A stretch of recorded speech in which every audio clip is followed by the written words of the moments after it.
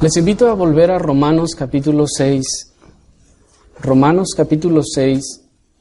Y vamos a centrar nuestra atención en esta mañana a los versículos 3 y 4. Y vamos a ver así el bautismo de Cristo. Romanos capítulo 6, versículos 3 y 4. Pero vamos a leer desde el verso 1 para hacer contexto. Dice así la palabra del Señor. ¿Qué pues diremos? ¿Perseveraremos en el pecado para que la gracia abunde? En ninguna manera. Porque los que hemos muerto al pecado, ¿cómo viviremos aún en él? ¿O no sabéis que todos los que hemos sido bautizados en Cristo Jesús, hemos sido bautizados en su muerte? Porque somos sepultados juntamente con Él para muerte por el bautismo, a fin de que como Cristo resucitó de los muertos por la gloria del Padre, así también nosotros andemos en vida nueva. Hasta allí. Hermanos, el bautismo ha sido uno de los temas más controversiales en toda la historia de la cristiandad. Y aún hasta hoy en día también siguen abundando las controversias con respecto al bautismo. Controversias que consisten desde el hecho en la forma en que se entiende el bautismo, como la cantidad de bautismos, y con referencia al bautismo en agua, los procedimientos del bautismo, las fórmulas bautismales y muchas otras cosas más. La Iglesia, a lo largo de la historia, siempre se ha visto dividida por este punto, por este aspecto, por este tema. Aún recordamos en tiempos de la Reforma, también hubo sus controversias respecto a este mismo tema exactamente, el bautismo. Mientras que en la época de la Reforma, a causa de toda la tradición católico-romana que había venido ocurriendo por alrededor de unos 1000 años, las congregaciones bautizaban a los niños por toda esta tradición. Luego surgieron algunos de nuestros antepasados en la fe que comenzaron a señalar en la Escritura que el bautismo no debía ser de infantes, sino de personas que tuvieran la capacidad de entender y creer. Y bueno, de ahí incluso es que a nuestros antepasados en la fe comenzó a llamárseles bautistas, precisamente en base a esta afirmación en cuanto a la Escritura, que el bautismo debía de ser de creyentes y no de infantes. Y estamos hablando de bebés. Y bueno, como les decía, en nuestro tiempo también hay mucha controversia con respecto al bautismo. Algunos consideran que debe haber 2 bautismos, dicen ellos, uno en el Espíritu y otro en el agua. Y otros dicen, no, es que debe ser uno solo. Y otros, no, pues es que lo que vale es el bautismo en el agua. Y otros, no, el que vale es el bautismo en el Espíritu. Y otros, no, pues es que si entonces el bautismo en el agua es el que vale, entonces resulta que el bautismo salva. Y otros, no, el bautismo en agua no salva, es necesario ser bautizado en el Espíritu. Bueno, entonces si el bautismo en agua salva, dicen otros, ¿cómo vamos a llevarlo a cabo? Lo vamos a llevar a cabo en una forma o en otra forma, por inmersión o por aspersión. ¿Cómo dice la Escritura que debemos hacerlo? Y luego ya se preguntan, y entonces, ok, si ya estamos de acuerdo que sea por inmersión o por aspersión, ¿Cuál es la fórmula que se debe invocar? ¿Quién debe llevarlo a cabo? Y bueno, así muchas otras cosas, hermanos, que han entrado en controversia a lo largo de la historia y que en nuestros días no carecemos de ello. Aún nuestros hermanos más cercanos, que son llamados y conocidos como presbiterianos, y quiero hacer aquí una aclaración, presbiterianos históricos, debido a la situación del presbiterianismo en nuestro país y en nuestra ciudad. Pero aún ellos, hermanos, también tienen una postura distinta a la que nosotros encontramos en la Escritura con respecto al tema del bautismo. Así que, hermanos, el tema del bautismo no es un tema sencillo en sí mismo. No es un tema fácil, así que usted diga, no, pues rápido lo entendemos, ¿para qué se hacen tantos rollos? En realidad, hermanos, este ha sido un tema controversial a lo largo de toda la cristiandad. Y este y otros versículos son los que son tomados por muchos para justificar su fórmula bautismal. Y aún peor, también este y otros versículos son tomados para justificar su postura en cuanto a que el bautismo en agua salva. Muchas personas, sobre todo aquellas de corte unitarista o unicitario, toman este versículo y dicen, es que allí dice, versículo 3, ¿o no sabéis que todos los que hemos sido bautizados en Cristo, hemos sido bautizados en su muerte?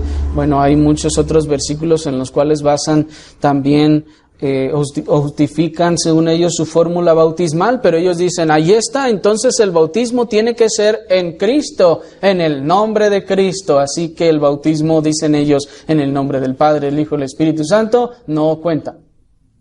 Si allá lo bautizaron con eso, entonces no cuenta, ahora debe ser de esta otra forma. Y aún peor, ellos entonces usan este versículo y otros para decir, entonces, si no se hace de esta forma, entonces no puede haber salvación, porque dicen ellos, aquí se ve que el bautismo entonces nos trae salvación, pues dice, ¿o no sabéis que todos los que hemos sido bautizados en Cristo Jesús hemos sido bautizados en su muerte? Porque somos sepultados juntamente con Él para muerte por el bautismo, a fin de que como Cristo resucitó de los muertos por la gloria del Padre, así también nosotros andemos en nueva vida. Y dicen ellos, cuando se toma a la persona y se le mete en el agua, allí está muriendo, y cuando sale una persona regenerada. Eso es lo que se conoce como la regeneración bautismal. Es una postura conocida como la regeneración bautismal, que es sostenida por los católicos romanos y por los unicitarios, o la mayoría de los unicitarios en nuestro país. Ellos piensan pues que cuando una persona se mete al agua y sale, entonces ya es salva. Ellos piensan que el bautismo le salvó. La importancia salvadora que muchas congregaciones dan al bautismo en agua los empuja entonces enseguida a otorgarle un valor excesivo a los elementos del ritual y también al ritual en sí mismo. Esto es, como ellos creen que el bautismo salva, entonces hay que preocuparnos porque se ha llevado a cabo de la manera correcta. Si el resultado de esto es salvación, dicen ellos, entonces debe ser hecho de una manera adecuada. Y bueno, esto es consecuente, es razonable. Si eso fuese así, entonces hay que preocuparnos ciertamente de que lo estemos haciendo bien. Porque si entonces no lo estamos haciendo bien, si en alguna cosa lo hacemos mal, entonces el resultado será diferente. Estamos mezclando una serie de ingredientes en la receta, y si ustedes le echan más sal a la comida, entonces se obtiene el mismo resultado. Si le echan más a alguna cosa, se obtiene el mismo resultado. Si le echan más un ingrediente de otro, se obtiene el mismo resultado, evidentemente no. Así pues, ellos empiezan a otorgarle un valor excesivo a la fórmula bautismal, y con fórmula bautismal nos referimos a las palabras que se expresan a la hora de bautizar a alguien, y dicen ellos, es que tiene que ser en el nombre de Jesucristo. Y allí ellos mismos entran en controversias unos con otros y empiezan a discutir si debe ser en el nombre de Jesús o en el nombre de Jesucristo. Dicen ellos, es que hay una diferencia, y entonces empiezan las dificultades. ¿Se dan cuenta? Luego también tienen que darle un valor excesivo al bautista. Esto es, que el que bautiza tiene que ser cierto personaje y tiene que tener cierta dignidad para que esto funcione.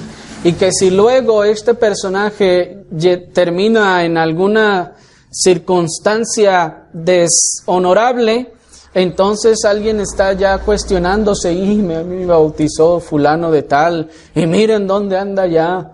¿Será que entonces debo bautizarme otra vez? ¿Me están siguiendo? ¿Se dan cuenta cómo entonces, ya que le dan tanto peso, tal peso salvífico al bautismo, entonces empiezan a preocuparse por estas cosas? Luego aún también le dan algunos un cierto valor al bautizado, y entonces esperan que cuando se va a bautizar lleve una ropa blanca, o que lleve algunos hasta túnica, y dicen, no, es que es necesario porque se va a bautizar, es que tiene que salir blanco. Bueno, y algunos le dan valor hasta a las aguas, en el sentido de que dicen, no, es que eso de bautizarlos ahí en una pila, eso no está bien. Tiene que haber aguas corrientes, porque las aguas se tienen que llevar el pecado. ¿Se dan cuenta, hermanos? O sea, el pecado entonces es tangible. El pecado es la mugre que teníamos antes de entrar al agua, y se la tiene que llevar el agua. Hermanos, por favor, noten ustedes que muchas de estas cosas rayan en el misticismo, y algunas de ellas hasta pues en ese sentido supersticioso, que incluso los católicos le dan al agua bendita. Al católico le llenan del agua de la llave, le llenan la pila, y todavía no la tienta hasta que llega el padrecito y le hace así. Entonces, a partir de allí, para él, esa agua que acababa de salir de la llave, a partir de ese momento ya está bendita. A partir de ese momento ya es mágica. Y la agarra y se pone por todos lados, y algunos se anda hasta echando por todas partes, porque piensa que esa agua tiene poder porque ya el hombre le hizo así. Pues no es muy alejado ese pensamiento de que es el agua lo que limpia el pecado de la persona. Lo vamos a ver más adelante. Pero bueno, hermanos, sin llegar a negar la importancia del bautismo en agua, nosotros negamos categóricamente que el bautismo en agua tenga tales poderes o tenga tales consecuencias. Pues en la Escritura nunca se le atribuyen tales beneficios al bautismo en agua. En la Escritura no vamos a encontrar, hermanos, que al ser bautizado con agua, la persona entonces ya obtiene beneficios espirituales o es salva. Y en las ocasiones en las que el agua del bautismo se expresa como limpiadora, como el apóstol Pedro habla y dice en el lavacro de la regeneración, y unos toman ese versículo y dicen, ahí está, en ese lavamiento se regenera. No, hermanos, cada vez que la Escritura expresa estas cosas, está hablando de la obra del perdón de pecados y de la limpieza que en la obra y sangre de Cristo se obtiene. Marcos 16:15 nos comprueba claramente que el bautismo no salva a nadie. Pues ustedes se lo saben de memoria.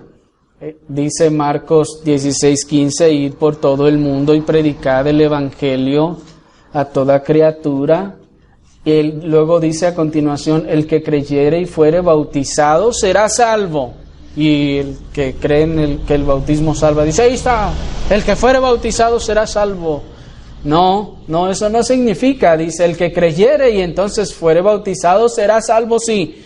Pero, luego dice, pero el que no creyere será condenado, no importa si lo bautizaron. Qué cosa tan interesante, ¿no?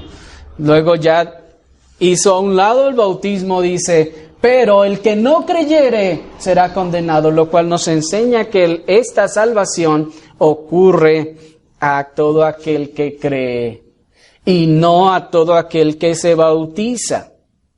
De tal forma que el que no cree es condenado sin importar si se bautizó o no se bautizó, sin importar bajo el ritual que se haya bautizado, ya sea que lo hayan bautizado en el catolicismo, o lo hayan bautizado en el presbiterianismo, en el luteranismo, en el protestantismo o cualquier otra forma de bautismo. También debemos decir que nosotros no aprobamos aquella fórmula que abrazan muchos, que es bautismo en agua, dicen, más bautismo en espíritu igual a salvación. No, eso no es así, hermanos.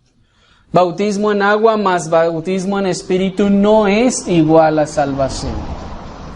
Que ambos deben ocurrir en el que es salvo, esto es otra cosa, pero en sí mismo no es una fórmula, de tal manera que no podremos llegar a decir hay que ser bautizado en el espíritu y luego en el agua para entonces ser salvo. No, eso no es así.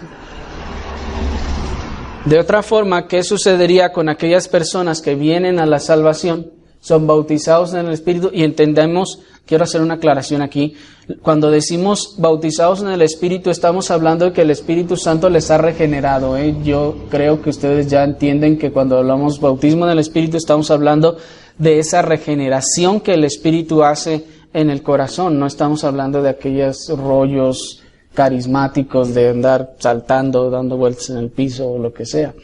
No, estamos hablando de la obra regeneradora del Espíritu Santo. Pero bien puede suceder a alguien, hermanos, que pueda ser regenerado por el Espíritu.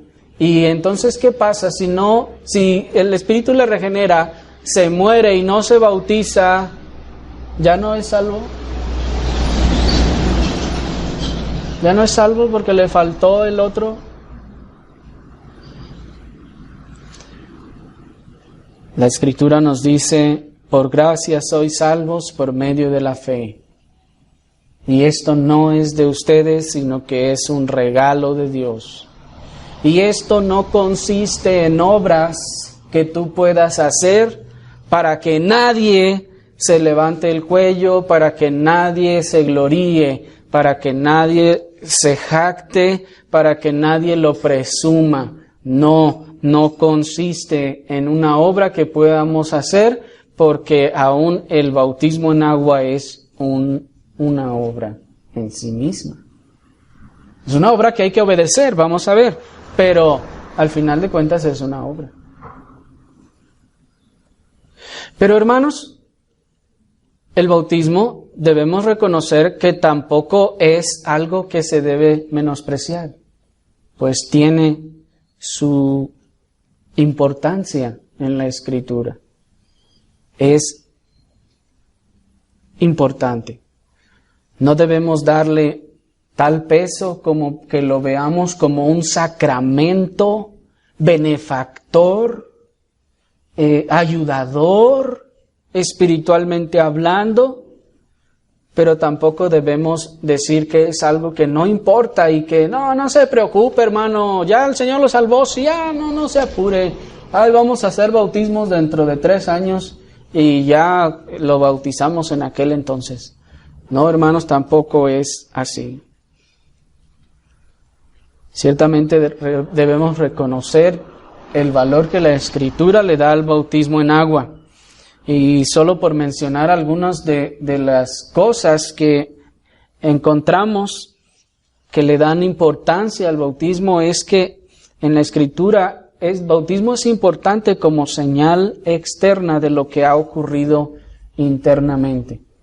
En este aspecto ya hemos expresado en otras ocasiones que el bautismo no es para salvación. El bautismo es porque ha ocurrido salvación. No es que alguien otra vez quiera pensar que esto contribuye a su salvación o que produce su salvación. Ni produce ni contribuye. No, hermanos, pero sí es una señal externa de lo que ya ha ocurrido en la persona, de tal manera que aquellos que son bautizados son los creyentes. Son aquellos que han nacido de nuevo, aquellos que han sido regenerados por la obra del Espíritu. Por eso, ya que los niños pequeños no están en capacidad de entender estas verdades evangélicas, no están en capacidad de entender estas cosas de manera asequible en una edad muy temprana, entonces nosotros no podemos bautizarle a este niño que ni siquiera entiende claramente su pecado, se la vive diciendo, no, yo no dije eso, no, yo no te desobedecí, no, yo no esto, lo otro. No entiende su pecado siquiera. Y así entonces el bautismo es, como les decía, algo que ya le ocurrió a aquel que se va a bautizar. También lo encontramos como la profesión pública de nuestra fe. Esto es que la persona que se va a bautizar expresa de manera pública lo que cree ahora. Es como si dijera, sepan todos que a partir de hoy dejo de confiar en mí mismo. Está diciendo públicamente con este acto externo lo que ya ocurrió. Y dice, ahora quiero que todos sepan que a partir de hoy dejo de confiar en mí mismo para confiar en alguien más. En este caso, en Cristo el Salvador. A partir de hoy quiero que sepan todos que dejo de confiar en mi propia justicia, en mi propia obediencia, en mi propia rectitud, bondad, o lo bueno que hubiese yo podido hacer o ser. Renuncio entonces a todo eso, dejo de confiar en estas cosas para confiar en otra cosa. Quiero que todos sepan que ahora pongo mi confianza en la muerte y resurrección de Cristo el Señor. Pues es el símbolo que, como leímos aquí en Romanos 6, se está llevando a cabo en el bautismo. El que está siendo bautizado a través de ese símbolo proclama públicamente a los presentes: sepan ustedes que ahora yo pongo mi confianza en la muerte y en la resurrección de Cristo para salvación. Ya no en mí mismo, ya no en mis propias obras, sino en aquel que murió y resucitó por mí. Ahora yo moriré con Él y resucitaré con Él para ser parte de Él y Él ser parte de mí. Eso lo vamos a ver un poco más al final. El que es bautizado, entonces, que en su profesión pública dice de manera pública: pongo mi confianza en la justicia de Cristo puesta en mi cuenta. Y en adelante ya no viviré más para mí mismo, sino para aquel que me compró con su sangre. También el bautismo tiene una importancia singular como la profesión pública de nuestra renuncia del mundo y del pecado. Y el que se bautiza, nuevamente, es como si dijera públicamente: sepan todos que renuncio al mundo y a sus placeres para hacer de Cristo el Evangelio y su reino la prioridad de mi vida terrenal. Y a partir de ahora, los logros del mundo no son mi prioridad. Las cosas terrenales no son más mi prioridad. Ya no vivo para mí mismo y para el mundo. Ya no vivo para complacer y satisfacer las demandas del mundo y de la sociedad por sí mismas, sino las de mi Señor. Renuncio entonces a vivir para este mundo. Renuncio al reconocimiento, la posición o la gloria que me pueda dar este mundo. Ya no la quiero. No quiero nada que el mundo me pueda dar. Quiero solamente a mi Señor y la gracia que en Él puedo ahora tener. De tal manera que entonces está diciendo ahora, ya no quiero ser más ese artista famoso. Dejaré entonces de trabajar por ese propósito de llegar a ser cantante famoso. Ya no busco más las cosas de esta tierra. Y si lo fui, renuncio a ello. El mundo ya no significa nada para mí. Su reconocimiento, su gloria y las cosas que me puede dar ya no me interesan. Así que se acabó el mundo para mí. Dice, renuncio pues al mundo, ya no seré más el futbolista famoso que quise ser. Dejaré estas cosas porque, en primer lugar, estas me impedirán honrar y glorificar al Señor en su día. No quiero ya más el aplauso de la gente, su admiración. Ya no quiero la gloria de este mundo. Renuncio a toda la gloria y la fama que el mundo me pueda dar. Renuncio a ser el influyente que podía o fui tal vez. Ya no lo quiero más. No quiero lo que este mundo me pueda dar. Quiero lo que Cristo me ha dado. Así, en este bautismo en agua, el creyente dice también, renuncio al pecado. Renuncio a partir de ahora a la idolatría y renuncio aún a la idolatría de mí mismo.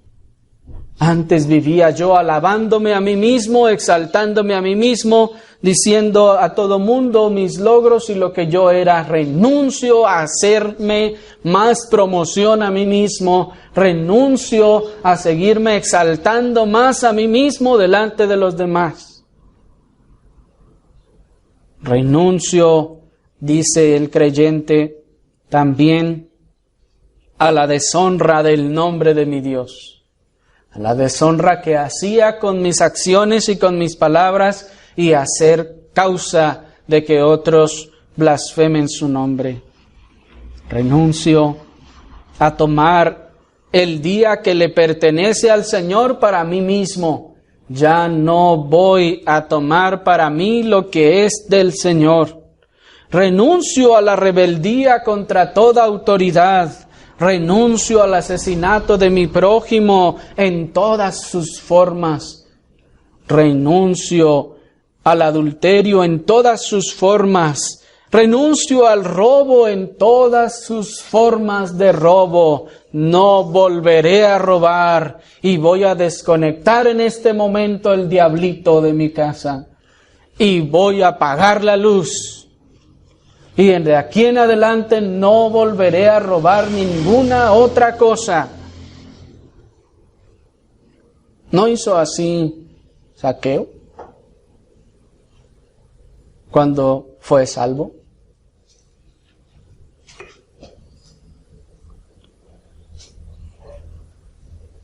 Dice el creyente en su bautismo, renuncio al robo en todas sus formas, a la mentira y al engaño en todas sus formas. Renuncio a la codicia en todas sus formas para contentarme con la gracia de Dios para mí.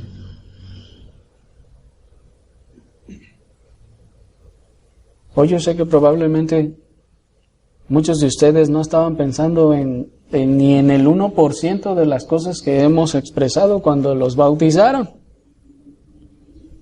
Pero estas son las implicaciones de esta acción que lleva a cabo el creyente de manera pública y externa. Y asimismo, el bautismo tiene importancia como el primer y tal vez más sencillo mandamiento a obedecer para todo el que ya es creyente verdadero. Y también es importante como el medio de identificarnos con Cristo como miembros del nuevo pacto. Es la manera pública en la que nos identificamos con Cristo como miembros del nuevo pacto.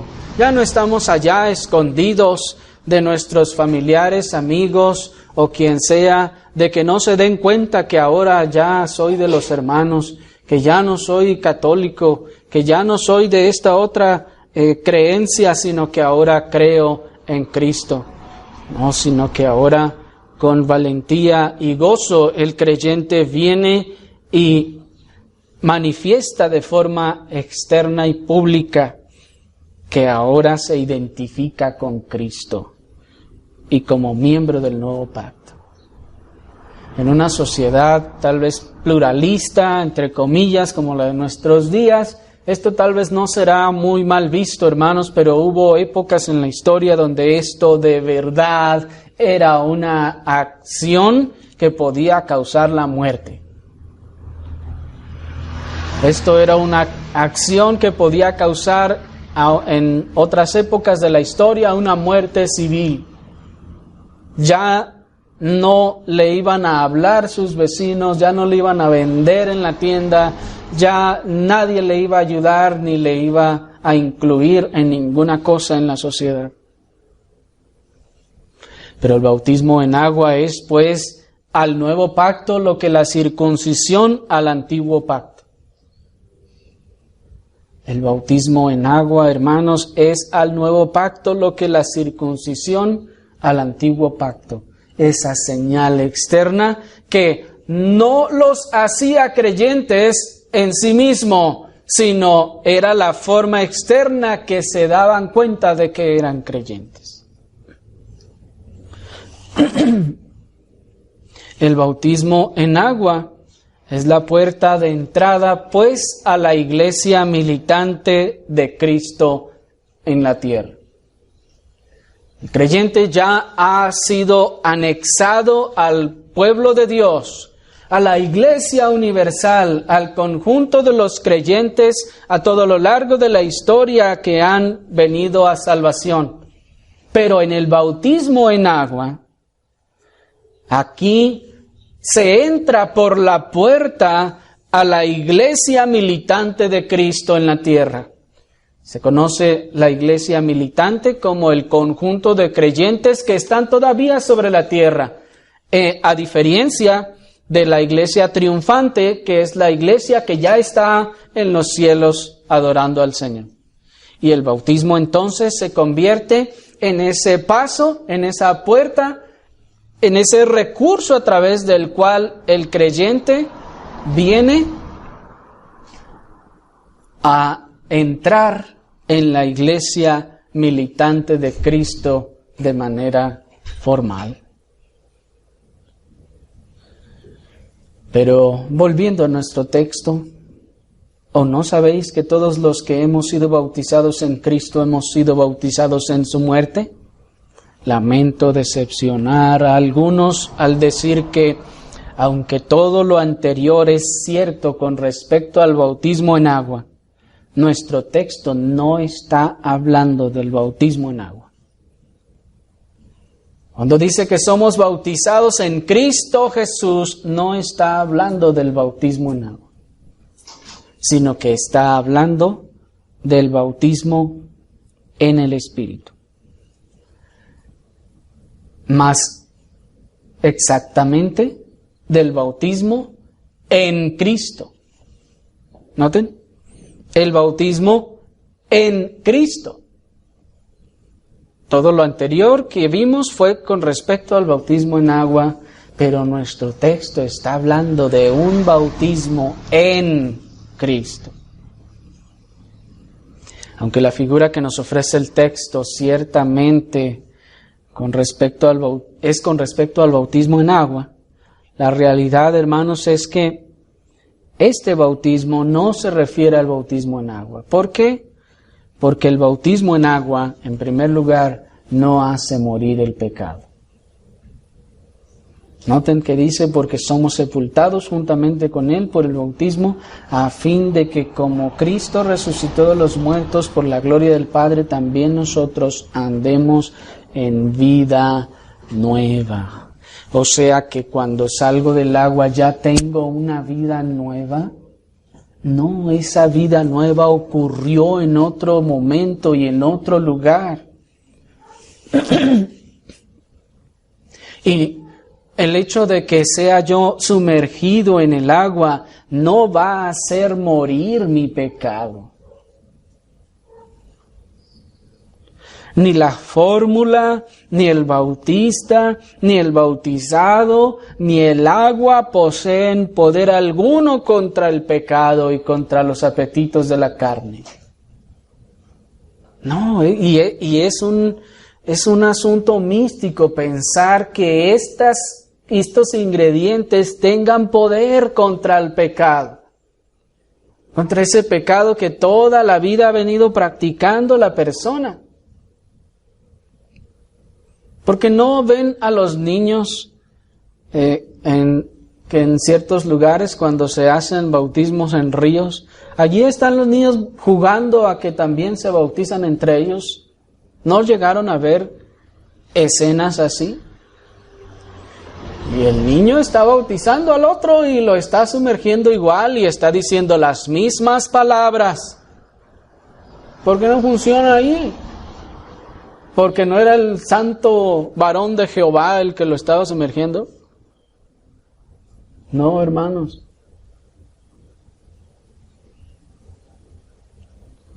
Ni la fórmula, ni el bautista, ni el bautizado, ni el agua poseen poder contra el pecado.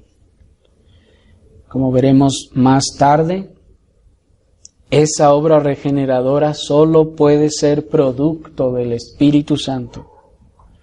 El Espíritu Santo regenerando el corazón del que cree, y precisamente esa obra a la que se refiere nuestro versículo, pues dice un bautismo en Cristo.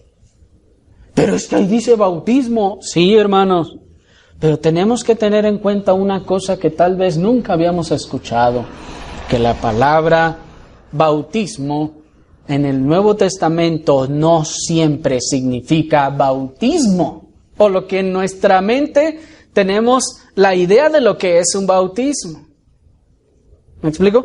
En el Nuevo Testamento la palabra, ustedes saben que la palabra bautismo viene de la palabra griega baptizo, y en el Nuevo Testamento esta palabra bautizo no siempre se traduce como bautismo. Esto es que bautismo no siempre es un bautismo. ¿Me están siguiendo? Bautizo no siempre es un bautismo. Por ejemplo, en Marcos capítulo 7, versículo 4, está usada la palabra bautizo y no se está refiriendo al meter a una persona adentro del agua con fines rituales para que sea salvo, ni de ninguna forma.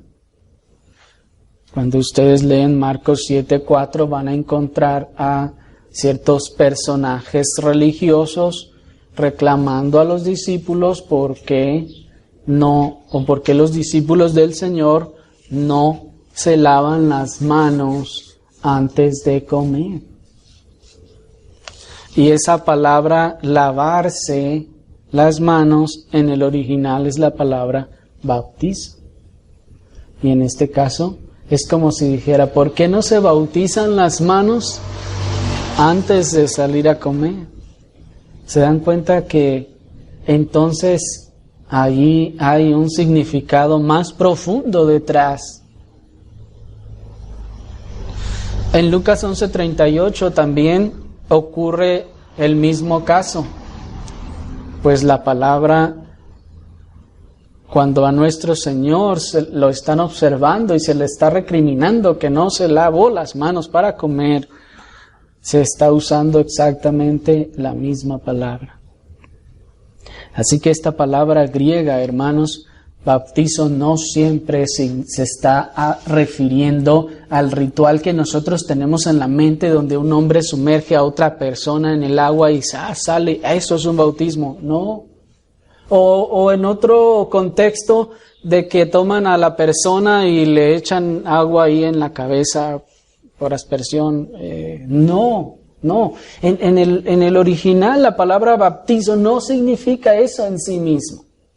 Ustedes saben que significa por sí solo sumergir, por sí solo significa como zambullir algo dentro de otra cosa, y que puede ser el agua o puede no serlo.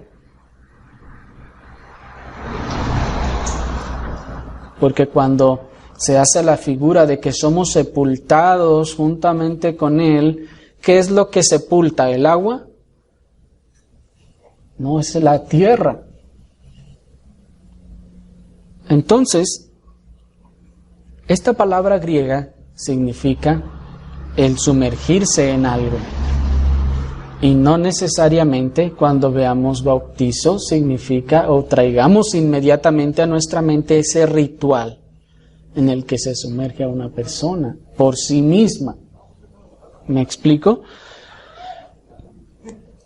Aquí la palabra griega en este texto está expresando el mismo sentido de unión y de identificación en el que se está expresando también en 1 Corintios 10:2. Esto es que en esta ocasión la palabra griega expresa esa unión, esa relación y esa identificación con Cristo, porque como les digo, está siendo usada de la misma forma que en 1 Corintios 10:2, dice 1 Corintios 10:2, porque no quiero, hermanos, que ignoréis que nuestros padres todos estuvieron bajo la nube, y todos pasaron el mar, y todos en Moisés fueron bautizados en la nube y en el mar. Hermanos, qué cosa tan difícil de entender cuando pensamos que todas las veces que viene bautismo en la Biblia significa que alguien debe meter a alguien en el agua. No. Ustedes saben que de ninguna forma anduvo Moisés bautizando a los israelitas. 600,000 salieron por allá. Imagínense cómo los iba a poder bautizar a todos. Pero hay un símbolo, sí. Son bautizados en la nube y en el mar. Pasaron por el mar en seco, pero ¿se zambulleron? Estaban, sí, por debajo del nivel del agua. Pero se dan cuenta que al fin de todo es una figura. Es una figura que expresa el sumergirse dentro de algo. Y esto puede ser incluso una idea, un concepto, una cosa en sí misma, no siempre el agua. Porque imaginen aquellos que salieron con Moisés de Egipto y dice que fueron bautizados y todos en Moisés fueron bautizados, pues pobrecitos, entonces como no fueron bautizados en Cristo, pues fueron bautizados en Moisés, pues entonces ya no van a poder ser salvos porque sabemos que debemos ser bautizados en Cristo. ¿Me explico? Esta palabra bautizados pues es esa idea de introducir a alguien en algo, de sumergir, de zambullirse, de compenetrarse completamente en algo.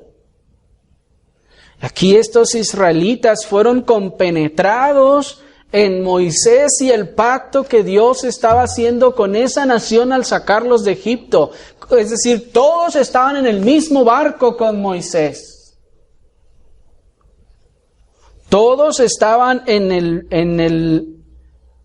el mismo sentir y pacto con Moisés.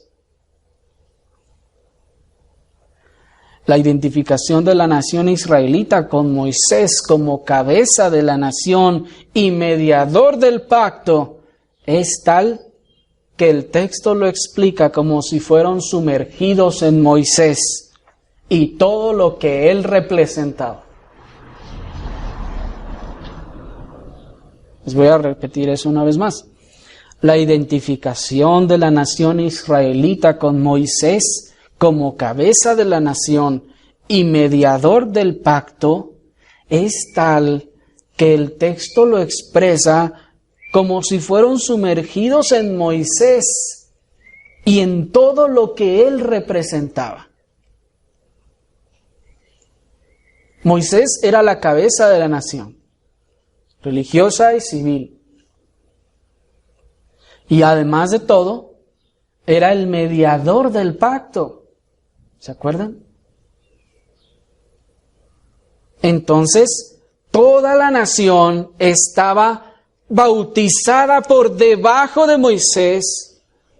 Toda la nación estaba por debajo de la obra mediadora que en este caso estaba haciendo Moisés para ellos, en favor de ellos. Todos ellos estaban compenetrados, sumergidos bajo Moisés. Y todo el pacto y la economía que en ese momento fue revelado para ellos. Y asimismo, mientras Moisés era el mediador de aquel pacto, Cristo es el mediador de este nuevo y mejor pacto. De tal manera que cuando el verso nos dice, ¿o no sabéis que los que hemos sido bautizados en Cristo Jesús, hemos sido bautizados en su muerte? Está diciéndonos los que hemos entrado bajo este pacto en Cristo Jesús, los que hemos sido sumergidos en Cristo Jesús, los que hemos sido unidos a Cristo Jesús, los que hemos sido compenetrados a Cristo y a su persona. Nosotros hemos sido compenetrados también con su y por su muerte.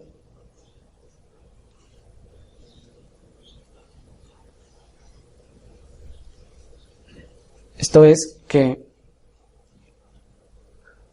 Cristo es entonces el mediador de este nuevo pacto y estamos unidos a Él.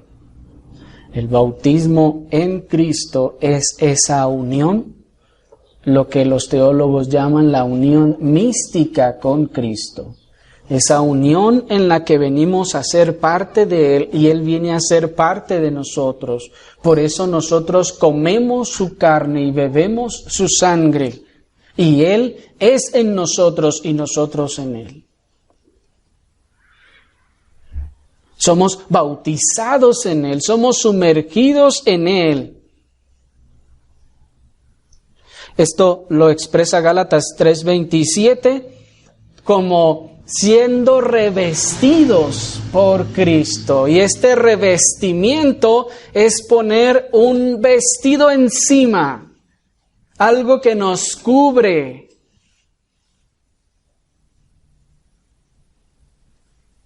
Somos revestidos de Cristo, esto es, ahora estamos bajo el manto de Cristo.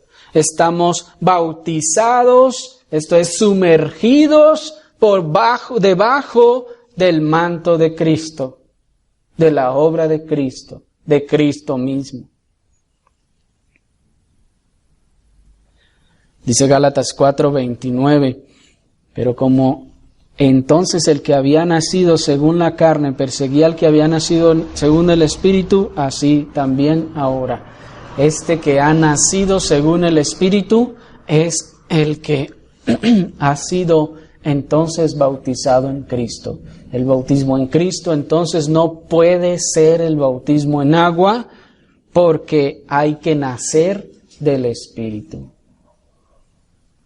Efesios 4:30 nos dice, y no contristéis al Espíritu Santo de Dios, con el cual fuisteis sellados para el día de vuestra redención.